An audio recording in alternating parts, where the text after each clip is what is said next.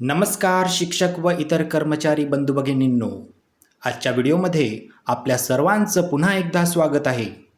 आपले March paid in April 2026चे payment कोणत्या तारखेला होणार, तसेच आय गॉट कर्मयोगी कोर्सेस कसे करावे, कोणते करावे या संदर्भाने इत्यंभूत माहिती आपल्याला सर्वप्रथम आपल्या या चॅनलवर आपण दिलेली आहे. पुन्हा एकदा एप्रिल पेड इन मे 2026च्या वेतनासंदर्भाने एक अत्यंत धक्कादायक बातमी पुन्हा एकदा समोर येताना दिसत आहे.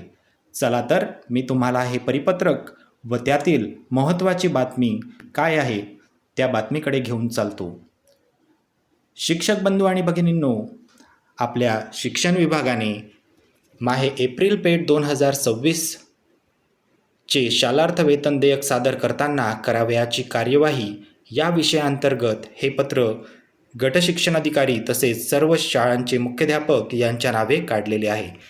म्हणजेच DDO1 आणि DDO2 यांनी माहे एप्रिलचे वेतन करताना कुठल्या प्रकारची कार्यवाही करावी या संदर्भाने हे पत्र निघालेलं आहे.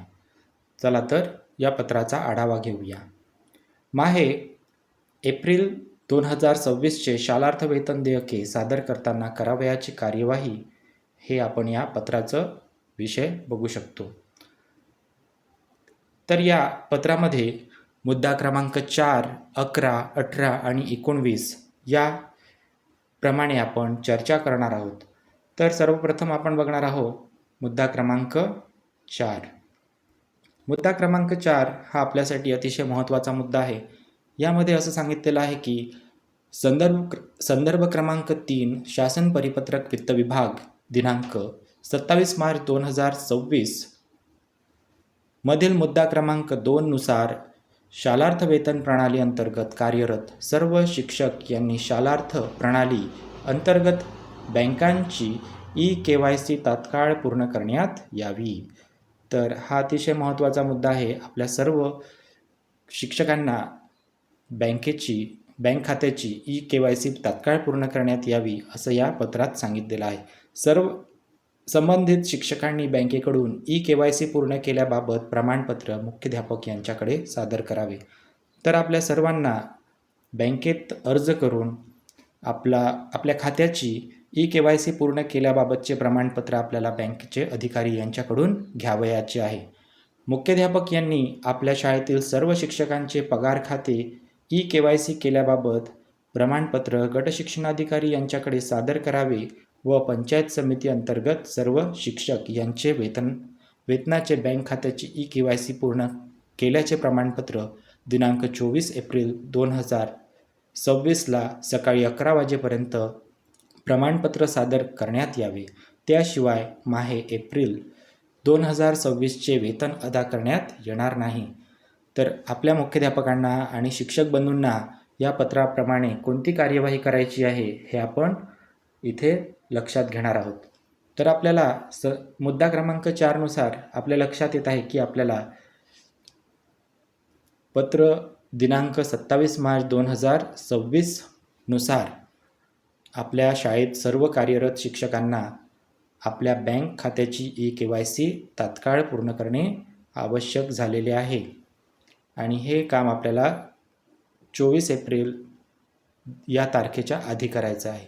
त्यासाठी आपल्याला बँकेत जाऊन अर्ज करायचा आहे की आपल्या बँक खात्याचे जे पेमेंट खातं आहे त्याचा KYC पूर्ण केलेला आहे याचं प्रमाणपत्र त्यांच्याकडे मागणी करायची आहे आणि ते मागणी केल्यानंतर आपल्याला ते मुख्याध्यापक यांच्याकडे जमा करायचे आहे. सर्व शिक्षकांचे प्रमाणपत्र जमा झाल्याचा एकत्रित रिपोर्ट हा मुख्याध्यापकांना 24 एप्रिलपर्यंत सादर करायचा आहे. त्यानंतरच आपले वेतन होणार आहे. तर एप्रिल 2026चे वेतन पूर्ण करण्याच्या अनुषंगाने ही कार्यवाही अत्यंत महत्त्वाची आहे. यानंतर आपण पुढील मुद्दा बघणार आहोत 11. तर आपल्या अनेक शिक्षक बंधूंना शालार्थ वेतन प्रणाली अंतर्गत कार्यरत शिक्षक यांचे वेतनाचे खाते बदल करणेबाबत दिनांक 17 एप्रिल 2026 पर्यंत प्रत्यक्ष अर्ज करण्यात यावे. तर ज्या शिक्षक बंधूंना आपल्या बँकेचं खातं दुसऱ्या बँकेत स्थानांतरित करायचं आहे तर त्यांनी 17 एप्रिलपर्यंत ही कार्यवाही करायची आहे. त्यासाठी आपल्याला जिल्हा कार्यालयाच्या पूर्व सूचनाशिवाय वेतनाचे खाते बदल अथवा बंद करण्यात येऊ नये. म्हणजे आपल्याला जिल्हा स्तरावरून यासाठी परवानगी घेणे आवश्यक आहे. शिक्षकांनी परस्पर वेतनाचे खाते बंद केल्यास IFSC कोड बदल झाल्यामुळे वेतन जमा होण्यास तांत्रिक अडचण निर्माण झाल्यास त्यासाठी शिक्षक व मुख्याध्यापक स्वतः जबाबदार राहील. तर आपल्याला रीतसर जिल्ह्यातून परवानगी घेऊन आपलं वेतन खातं बदलून घ्यायचे आहे. आपले मुद्दा क्रमांक 18मध्ये एक गंभीर बाब आपल्या लक्षात आणून दिलेली आहे की काही पंचायत समितीतील मुख्याध्यापक म्हणजेच DDO1 हे शालार्थ वेतन देयक DDO3 कडे फॉरवर्ड करण्याच्या दिनांकापर्यंत जनरेट करीत असल्याबाबत कार्यालयाच्या लक्षात आलेले आहे. त्यामुळे पंचायत समिती स्तरावर प्राप्त झालेली देयके न तपासताच फॉरवर्ड केली जातात. ही अत्यंत गंभीर बाब आहे. त्यामुळे मुख्याध्यापक यांनी दिलेल्या मुदतीत देयके DDO2 कडे म्हणजे गट शिक्षणाधिकारी यांच्याकडे फॉरवर्ड करावी, जेणेकरून व्यवस्थित तपासून पगार करता येतील.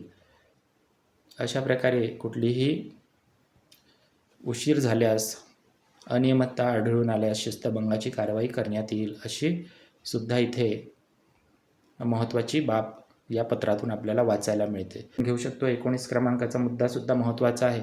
या मुद्द्यामध्ये ज्या शिक्षकांचे PRAN क्रमांक जनरेट झालेत त्यांची NPS कपात सुरू करण्यात यावी. ज्यांची कपात आढळून आली नाही सदर देयके रिजेक्ट करण्यात येईल याची नोंद घ्यावी. अनेक आपले शिक्षक बंधू हे कुठल्याही प्रकारची कपात टाळण्यासाठी प्रयत्न करत असतात, तर त्यामध्ये NPSची कपात सुरू करणे आवश्यक आहे. एप्रिल महिन्याचे वेतन व्यवस्थित विनाविघ्न वेळेच्या वेळेत करणे शक्य होणार आहे. तर अशाच प्रकारच्या महत्त्वपूर्ण माहितीपूर्ण व्हिडिओसाठी आपल्या चॅनलला सबस्क्राईब करून घ्या आणि जे मी तुम्हाला महत्त्वाची माहिती पुरवलेली आहे त्या माहितीच्या अनुषंगाने कार्यवाहीस तयारी करा. धन्यवाद शिक्षक बंधूंनो. पुन्हा भेटूया एका नव्या व्हिडिओमध्ये. तोपर्यंत धन्यवाद.